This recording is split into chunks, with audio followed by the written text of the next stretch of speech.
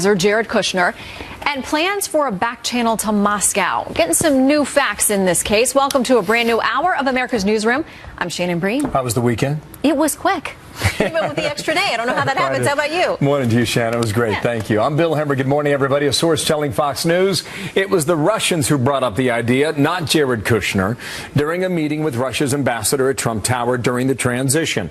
Kellyanne Conway earlier today slamming other media outlets for their reporting on this. This is what she said. Many news reports very recently that had the facts wrong. If you go back to a couple of weeks ago, you'll notice that one paper in particular, 3 times in a row, relied upon information that was immediately batted down as false. And this entire thing is just a rush to judgment. So let's try and sort it out with Rich Edson, live at the State Department. Rich, good morning to you. Good morning, Bill. And this was a meeting in December at Trump Tower to discuss Syria strategy. That's according to a source familiar with the matter, reported by our Catherine Herridge. That source also denies that Jared Kushner and Russian Ambassador Sergei Kislyak discussed a permanent back channel between Trump's transition team and Moscow. The Washington Post reciting U.S. officials detailing intercepts of Russian communications reports that Kislyak relayed to his superiors in Moscow that Kushner proposed using secure Russian diplomatic facilities in the U.S. so the Trump transition could speak with Moscow. The Post points out in its reporting that Russia often mixes false information in its communications with the Kremlin to confuse and create chaos. Kushner is a senior advisor to his father-in-law, the President of the United States. And as for Syria discussions, the Trump administration has been speaking with Russian officials to try to figure out a way forward in Syria while the Russian government continues to remain allied to Bashar al-Assad, the regime there, Bill. And what is the focus now on Kushner from investigators, Rich? What have you found out? Well, there is now an investigation focus on Kushner and a meeting with a Russian banker. This is Sergei Gorkov. He is close to Russian President Vladimir Putin, runs a financial institution that's currently under sanction by the U.S. government. This is according to the New York Times. The paper also says the White House confirmed these meetings, claiming that Kushner met with a range of different foreign officials on a range of different topics in the transition. The president, by the way, has just commented on all of this, tweeting out this morning, quote, Russian officials must be laughing at the U.S. and how a lame excuse for why the Dems lost the election has taken over the fake news. Yet the investigations at the Federal Bureau of Investigation and in congressional committees continues. Bill. Thank you, Rich. Rich Edson, live there at the State Department. Shannon. All right, so the White House saying there's nothing new about Kushner reaching out to Russia. Do they have a point? After all, President Obama, who did not get along with President Putin, reportedly tapped Henry Kissinger, former Secretary of State, to try to help go through back channels and help mend fences. Bloomberg News reporting in 2014, in a separate attempt at outreach, the White House turned to an old friend of Putin's for help. The White House called on former Secretary of State Henry Kissinger to discuss having him call Putin directly, according to 2 officials. It's unclear whether Kissinger actually made the call. Byron York's chief political correspondent for the Washington Examiner and a Fox News contributor. Good morning to you, Byron. That's one example there, but we know that with any number of things, a lot of times this is how Washington tries to get things done. Well, it does. And, this news story fits into a pattern of leak-based stories that we've seen. They have enough details to be sensational, but they don't have enough details for us to understand what actually happened. And we really don't quite understand what happened here. And even if it is as portrayed, what would be wrong with that? And you're right, we have seen a number of reports that show that previous presidents, not just Barack Obama, but many others, have established back channels during the course of their presidency. Now, this was during a transition. Trump was not the president. Jared Kushner was not yet a White House official. But on the other hand, this was an incoming administration, and incoming administrations do talk with foreign powers. All right, I'm going to read a little bit from the New York Times this morning saying this. The Trump transition was unique in its unwillingness to use the government's communications lines and briefing material for its dealings with many foreign governments, partly because of concern that Obama administration officials might be monitoring the calls. So there was that concern. In addition, you mentioned leaks, and for the Washington Post to have this information about alleged intercepts of Russian communications, somebody had to leak that once again to the Washington Post.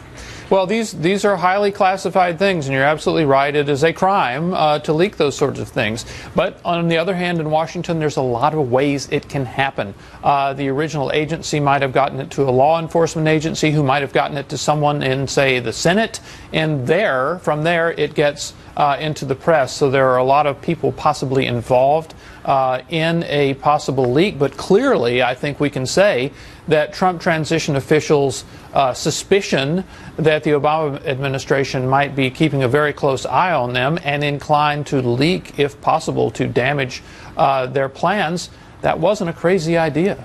Well, speaking of senators, there are some on the left who are upset about what they heard on the Sunday shows from various administration officials, also from Senator Corker, a Republican out of Tennessee, who has praised the president's foreign trip. He also said this repeatedly, that Jared has said he is willing to come and answer any and all questions as the Senate continues to investigate what's gone on with Russia and meddling in the election last year and potential collusion, which everybody says they have not yet seen any evidence of a direct link there. But as that continues, his attorney says, listen, he's always said he would come speak.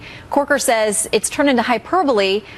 Let's have him come talk to us before this blows up into something that may be a nothing burger. Yeah, I mean, this is one of these cases where, look, if the person involved is volunteering to come speak to you, take him up on it. And I don't know if Kushner wants to speak publicly or privately, but it would be with lawmakers, Republican and Democrats, on Capitol Hill, and they would get a much better sense of what actually happened, which just goes back to what I was saying at the top of this. We have enough details for it to be a sensational story, but not enough for us to know what actually happened. Well, this voluntary stepping forward by Kushner multiple times through multiple channels to say that he wants to talk about it. Why doesn't that take a little bit of the wind out of the sails of this story? It's as if he didn't even offer. I mean, it's as if he's judged guilty of something that you said, like you said, even if it proves to be true, the story we're getting is that the Russians proposed this. It was going to be a one-time phone call. It was to talk about Syria.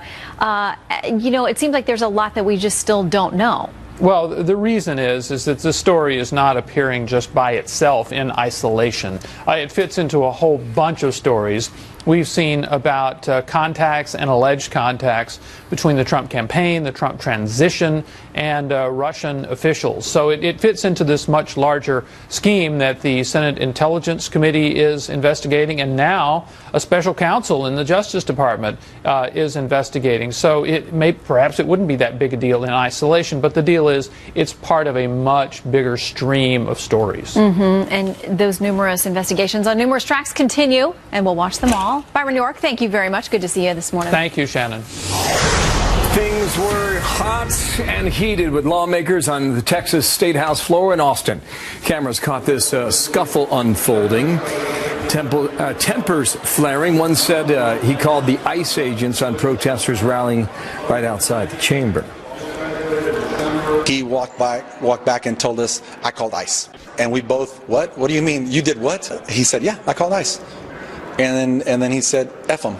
You say things to incite people, okay? And that's exactly what I did. So here is the buzz. People were protesting over the recent sanctuary city ban in Senate Bill 4 that requires local police to follow federal immigration laws. Things eventually settled down. Immigration always a hot topic, both sides of the aisle in the state of Texas, as it is in many places across the country. Apparently, the law goes into effect the 1st of September. So you've got about 3 months before it is enacted officially. We'll see if things simmer down there, because apparently one of the reps is accused of saying, I'll put a bullet in your head while they were fighting. He's now come out and said, I was talking about self-defense because the other guy said he was coming after me. There's now police protection involved. Tough talk. It is. We'll keep an eye on it.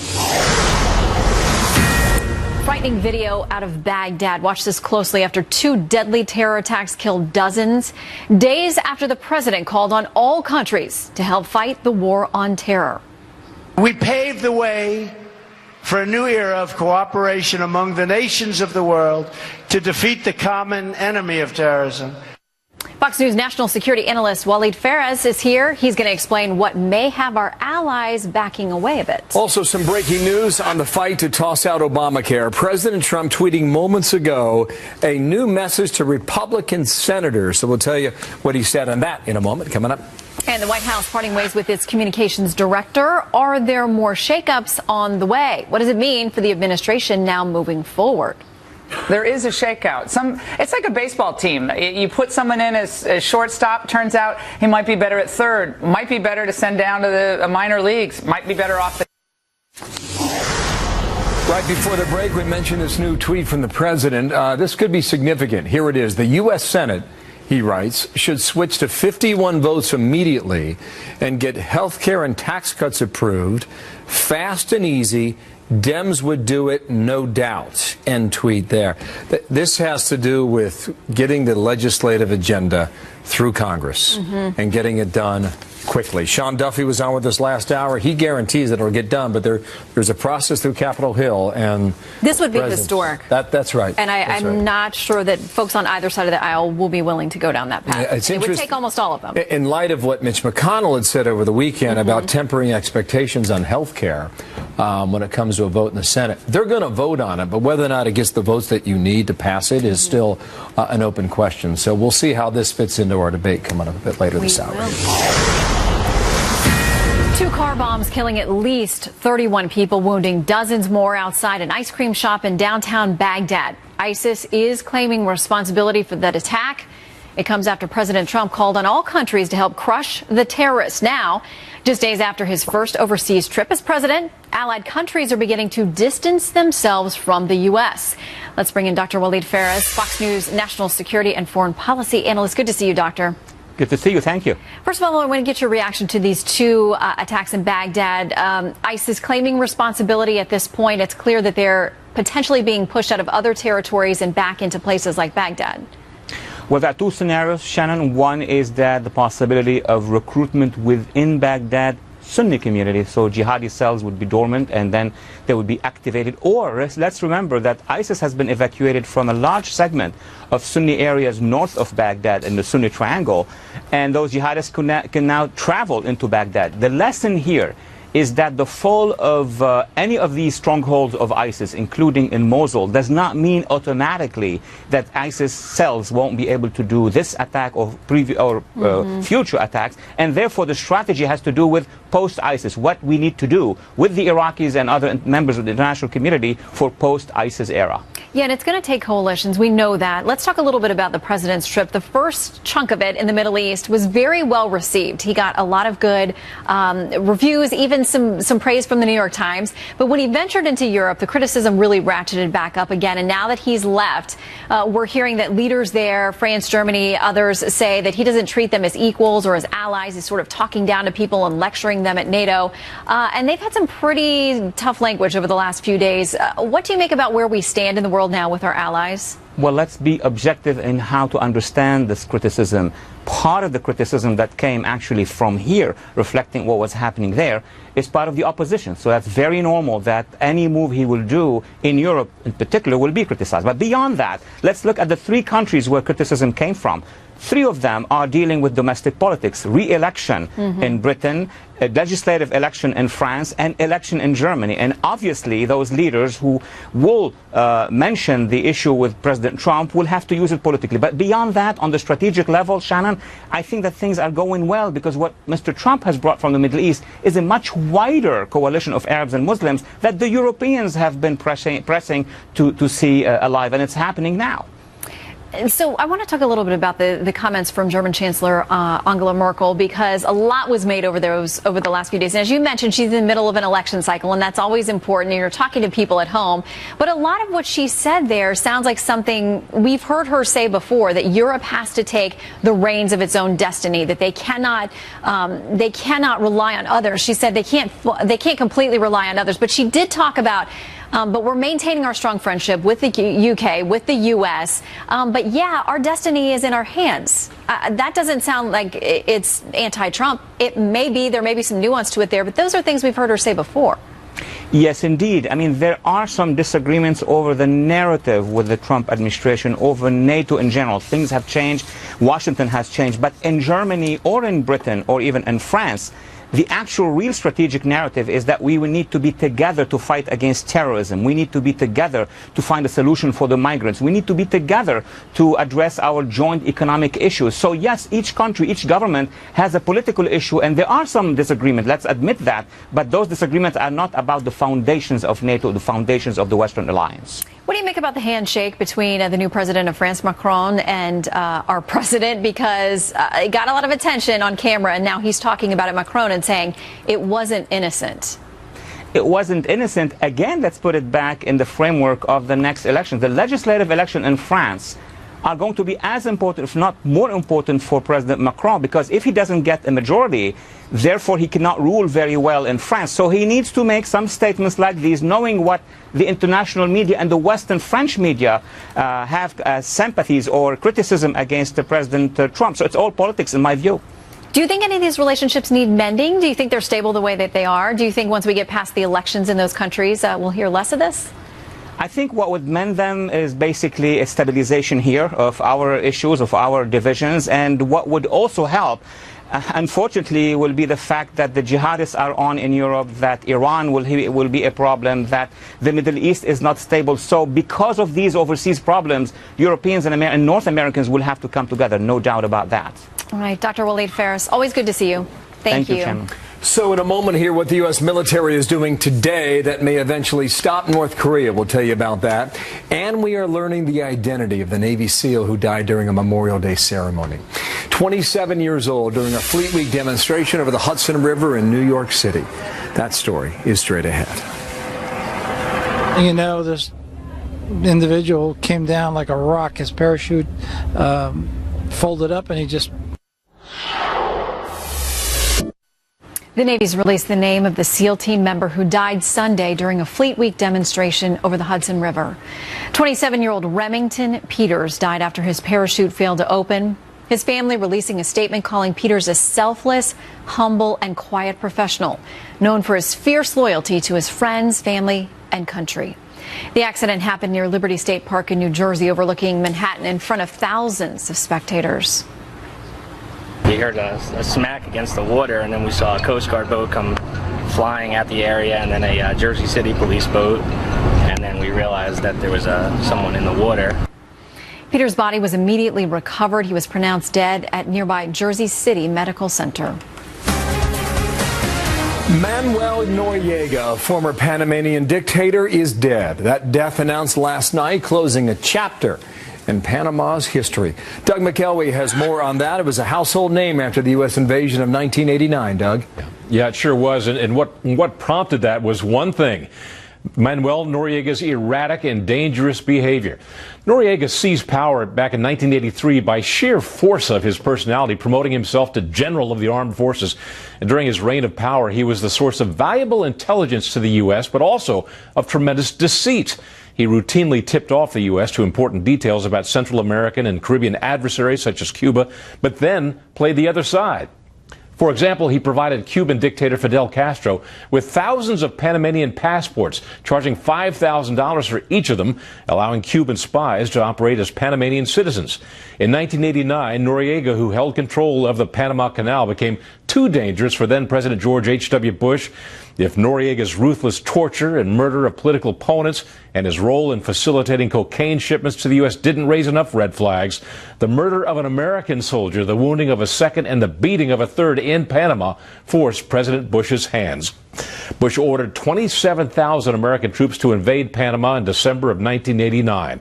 While Noriega's troops were quickly overwhelmed, 23 U.S. soldiers were killed, more than 300 wounded, before Noriega was apprehended and brought to the U.S. to serve time in prison. He was tried in France on drug money laundering charges and then extradited back to Panama. He died of complications from a brain tumor while under house arrest. In his last years, he asked to be judged by the same level of treachery as his captors, but he also asked for forgiveness. Wow. Bill? Doug McElwee, thank you on that out of Washington. Shannon. Well, the White House is pushing back hard against the onslaught of media reports targeting Jared Kushner. Back channels like this are the regular course of business, and that's really all that we know. And I think it's very important to recognize that the president has expressed full confidence. So is it fair to say the mainstream media is obsessed with chasing every scrap that might fit their Russia narrative? Howard Kurtz thinks so. He's here to break it down. Plus this. It's a big problem. It's a world problem. and it will be solved. At some point, it will be solved. You can bet on that. That comment with the Japanese Prime Minister of North Korea playing with fire, issuing a new warning that they are planning to send a, quote, gift package to the U.S. How the Pentagon is responding today. 10:30 here in New York. The White House already today blasting what they call a rush to judgment about senior White House advisor Jared Kushner and the Russia investigation. Mainstream media whipping up things into a frenzy, nonstop headlines like the ones you see on your screen here. And I know somebody's been reading that for a while now.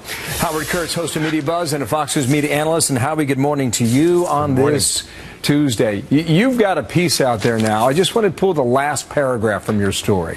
Here it is. Whatever the media and political grudges against Kushner, that does not mean he should not be treated fairly. There's been so much saturation coverage of Jared Kushner that a casual consumer of news could get the impression that he's under investigation, and that is just not the case, end quote. Why did you write that, Howard? Because Jared Kushner is neither a subject or a target of this FBI investigation, but he's very much a target for the media. Now, of course, the FBI wants to talk to him, given his role in the White House, given the contacts he had with the Russian ambassador, but that would just be the FBI doing its job. And I think that with the headlines and the drumbeat here, it sounds like he's under investigation. It sounds like he has done something nefarious, but based on what's been reported, it's newsworthy, but we don't know that he's done anything wrong. There's an automatic assumption here that there must be something nefarious in these contexts. Why is this happening, Howard, and how could it be cleaned up?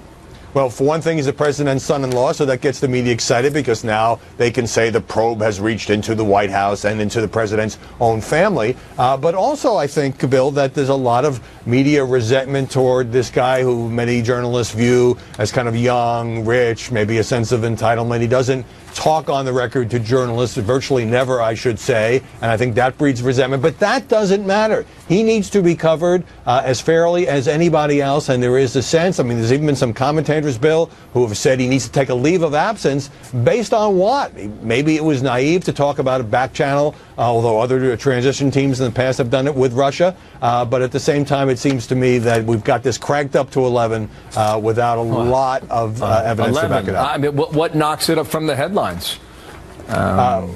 Something else involving someone else. Well, you know what knocks it from the headlines is the shake-up stories that we all love. I know you've been reporting this morning on the departure of Communications Director Mike Dubke. Most people didn't know who he was. He'd only been there 3 months, didn't have much of a relationship with the president. But, you know, all of these stories about Sean Spicer, the 5th or 6th wave of premature obituary, he's on his way out. He's toast. After the trip, he's going to be out. Mm-hmm. Well, he's conducting the televised briefing today, as you know, and so I think that turned out to be a premature as well. Come back to the story that you began with, though, because in your piece you write about how the New York Times approaches the Kushner story, how Politico approaches it. What is the distinction that you find? We've got a couple of things going on here. You have this sense of crisis. You put crisis in the headline. What's he going to do? And so there's a sense that Jared Kushner maybe has done something wrong and therefore he's a political problem when it's premature at this stage to say that. But also, Bill, you've got a number of people within the White House and the West Wing who are not fans of Jared Kushner, maybe resent the privileged position that he has, leaking anonymously, oh, he has poor political judgment, he supported firing Comey, he doesn't really want to do the nitty-gritty work of government. Of course, reporters are happy to take those unnamed potshots and turn that into a story. So that's feeding also the sense that Kushner is under siege. I just think it's a bit overheated at this point. David Bossie, former deputy campaign manager, was on earlier today, and he was talking about the briefings that you just mentioned with Sean Spicer. Here's how he characterized it, Howie. Listen.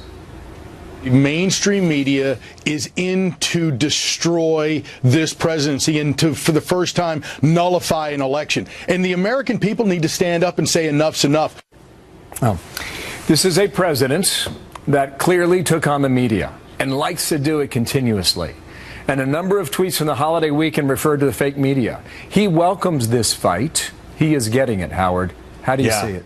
Well, I don't agree with the president's tweet that the sources, the unnamed sources in the Washington Post story about the Kushner and Ambassador Kislyak meetings are made up. And I don't agree that the media are trying to nullify an election. But look, there's no secret during the campaign, during the transition, and in the administration, there's been an extraordinary barrage of negative stories about this president. Sometimes it's deserved, sometimes not. But to me, it's the piling on, it's the high volume, and it's the kind of getting out in front of what we know. Is it news that the FBI wants to talk to Jared Kushner? Sure. Is it a crisis that has to be resolved and maybe he can't stay in the White House? That is going way too far at this stage of the game. Thank you, Howard. Good to have you on today. Howard Kurtz there in Washington, D.C.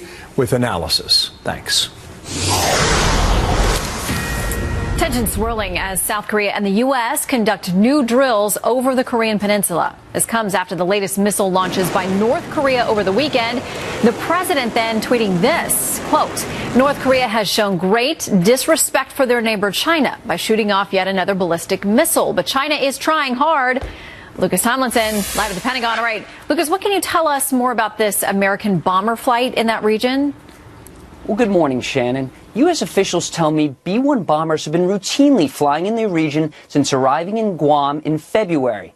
Now, on Monday, not one, but two B-1 bombers launched from Andersen Air Force Base in Guam, flying nearly 2,000 miles to South Korea, where they were joined by jets from Japan and South Korea, a mission intended to send a message to North Korea, following 3 ballistic missile tests in the past 3 weekends, going back to Mother's Day.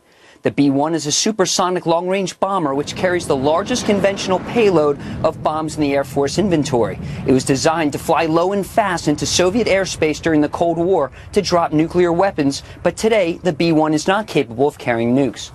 And Shannon, U.S. officials also tell me en route to South Korea, those 2 B-1 bombers were contacted over the radio by the Chinese military, but they continued on their mission. All right, so Lucas, what is the reaction from North Korea? Well, this morning in Geneva at a UN conference on disarmament, a UN diplomat said that recent U.S. military operations and training, including the deployment of a second carrier battle group from Japan, the USS Ronald Reagan, could one day lead to war. The unjustifiable behavior of the United States only result in further pushing the DPRK to redouble its efforts to diversify and modernize its nuclear deterrence. Pyongyang claims the Scud missile launched Sunday has a new precision control guidance system that can strike within 23 feet of its target. U.S. officials cannot verify this claim. North Korea has been increasing its missile tests. In 2016, it was a record-setting year for North Korea, and it's on pace to go even farther this year. Now, Shannon, the Pentagon is conducting a missile test of its own today. Jonathan Hunt is reporting from Vandenberg Air Force Base with the details later today. Shannon? All right, Lucas Tomlinson, live for us at the Pentagon. Thank you very much. Last hour, Jonathan was here, too, and he talked about like a bullet going into space and hitting another bullet. It's not easy stuff. Yep, but it's critical. That's right. Yeah, in a moment here, breaking news now in the fight to repeal Obamacare. President Trump says Republicans need to do something he thinks Democrats would do if they had the majority in order to get the agenda through Congress. Tell you what he's talking about. That important stuff here in a moment coming up. Plus, tornadoes barreling through parts of North Carolina overnight. Details now on how families are struggling to pick up the pieces. Next. It came out of nowhere and it was quick. The wind kind of picked up and the house started shaking real bad. Several tornadoes ripping through parts of North Carolina overnight. Here's some of the damage left behind. Powerful storms knocking down trees and damaging multiple buildings and blowing over a few mobile homes. This man saw a bit of that. It came up quick, so she just held on to the sink there in her kitchen, and she's lucky to be alive. I was across the street when it flipped over, all debris and everything actually went through my house. So I have a few holes in my walls and a lot of damage. He's lucky. At least 14 injured in rural parts of Sampson County, which is east of Fayetteville, southeastern corner of the state of North Carolina. Moments ago, President Trump taking to Twitter, calling out the Senate. The U.S. Senate should switch to 51 votes immediately and get health care and tax cuts approved fast and easy. Dems would do it, no doubt. Well, let's bring in our panel to discuss. From the Washington Examiner, Fox News contributor Lisa Booth and Emily Tish Sussman, campaign director at the Center for American Progress Action Fund. Good to see you both. Hi, Good Shannon. morning, Shannon. Okay, so just a couple of weeks ago when this came up, both the Senate Majority Leader Mitch McConnell, the Senate Minority Leader Chuck Schumer said not going to happen. But Lisa, what does it say to you that if the president thinks the only way to get this done is to change the rules of the game in a way that there's bipartisan agreement, it's just not going to be done?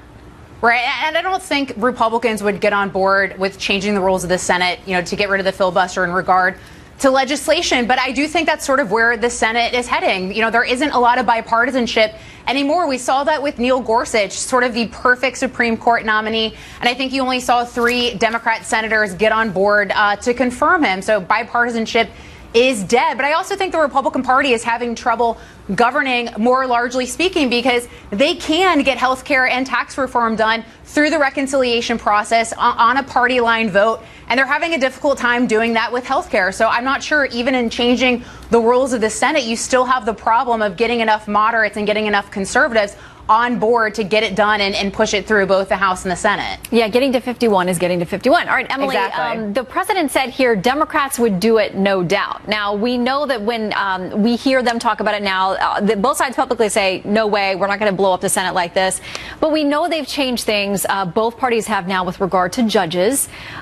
So what is your thought? Is that a fair accusation by the president to say, listen, if Democrats were in the same position, they just ram it through?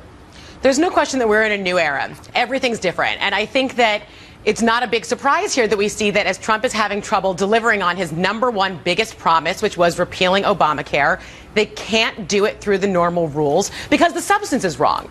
The better bill that the House passed still drops 23 million people, leaves them uninsured. That was the better bill, the second bill that they tried to bring up for a vote and did eventually do. So if the substance was there, if people actually wanted this, Lisa's right. Republicans absolutely have the votes right now to do it, to pass it through the Senate if they wanted it. The problem is that senators are hearing from constituents who are outraged in deep red states. They know they are really going to suffer under the repeal of Obamacare. Look, the Senate's in recess right now. Not a single Republican senator is holding a town hall because they don't want to hear from their constituents. That's really the problem. The substance is not there. To be fair, Lisa, a lot of them have held these. I mean, we've seen them, and they have gotten really heated. They've gotten an earful. And there are people who, they're worried that they can't pay their current premiums, and having coverage is not the same thing as actually getting treatment. So there are those who, do have some hope that this new bill is going to offer something different. So we know that there's going to be plenty of disagreement about that. In the meantime, some interesting pieces this weekend on where the Democrats are going, because there's a lot being made about Republicans not being able to coalesce. But kind of who's leading the party? I mean, President Obama is still out there on the international stage. We now have Hillary Clinton back out there, also rankling feathers and speaking about things. But, there were a lot of people who thought that Senators Sanders and Warren would be leading the party. A lot of the candidates that Sanders has backed have not gotten anywhere. They've actually gotten beaten. And now we have former Vice President Joe Biden out speaking this weekend about how he thinks Democrats still aren't getting it either. He says because of the negative campaign that President Donald Trump ran, how much do we hear about that guy making $50,000 on an assembly line and the woman, his wife, making $28,000 as a hostess?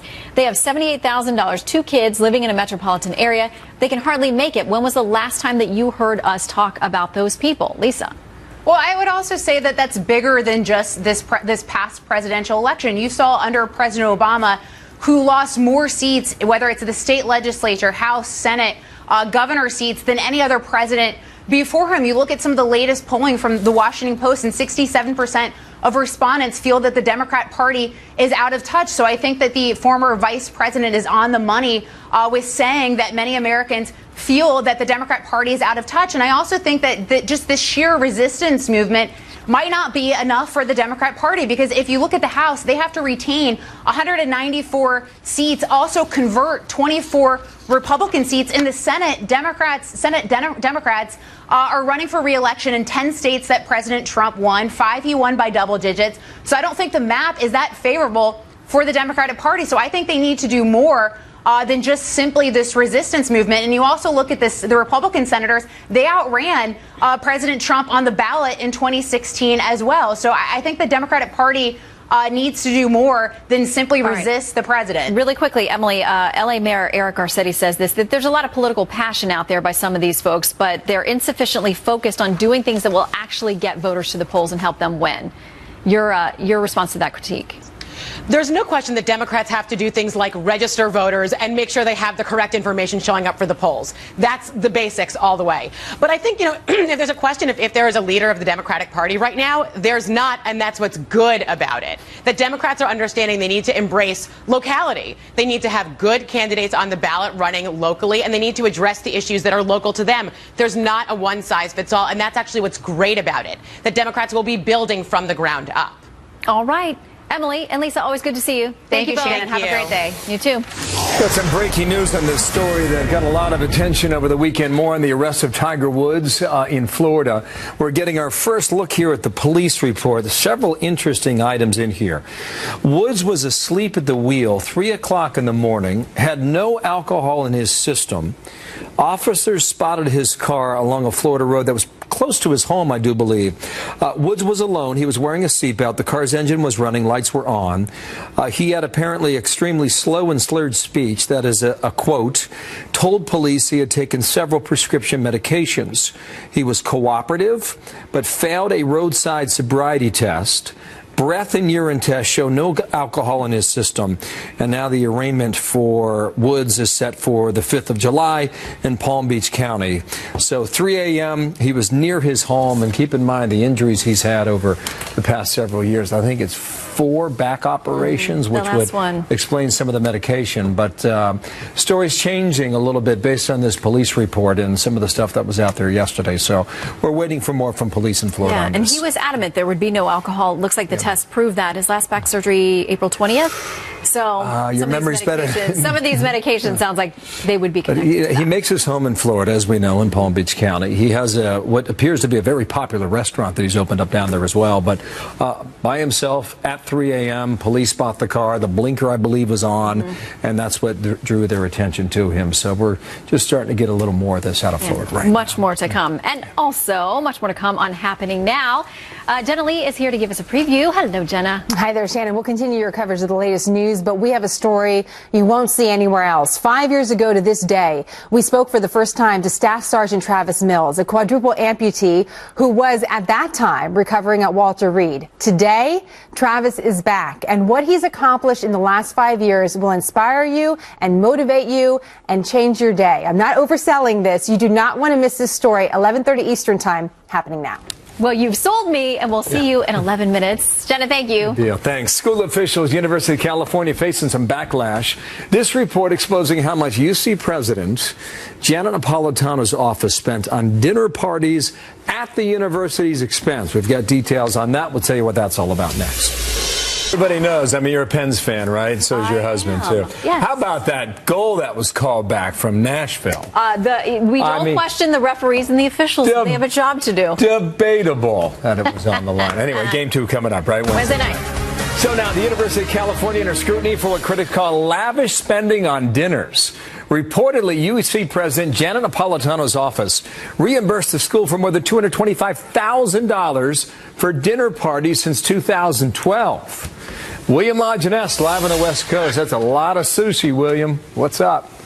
Well, and it could have been used for scholarships. But, Bill, if anyone else, especially the Republican, had done this, Democratic lawmakers would have had them for dinner. Instead, state officials have refused to criticize former Obama appointee and Arizona Governor Janet Napolitano, despite her getting caught with a secret $170 million slush fund, throwing those lavish parties for regents at students' expense, attempts to strong-arm an auditor, and a sex scandal at UC Berkeley that saw 19 employees, including faculty and coaches, fired or disciplined for sexual harassment. Now, the latest bombshell is that series of lavish parties thrown for the governing board, averaging about $250 per person, including expensive wine, in violation of a policy that limited regents' expenses to $81 for dinner. As for the sex scandal, well, the vice chancellor, an astronomy professor, a diving coach, a basketball coach, and a law school dean were among 19 UC Berkeley employees who were disciplined for violating the university's sexual misconduct policies. Some of those complaints were ignored for years, all under Napolitano's watch. Then, just weeks ago, auditors revealed that Napolitano kept this $170 million slush fund off the books and secret from lawmakers to pay excessive salaries and benefits to favored employees. Napolitano said she only used $38 million of it, some of it to reduce the university's carbon footprint. As for the allegation that Napolitano tried to influence the auditor, one lawmaker said it was deeply troubling. Other than that, crickets from Sacramento. Okay, more to come, I guess, then. I'm telling you, it's a lot of sushi. William Agenes, thank you. Excellent points there from California. Thank you, Shannon. Well, an alligator taking some liberties at a family pool in Florida. Find out how this ended. Yikes, when we come back.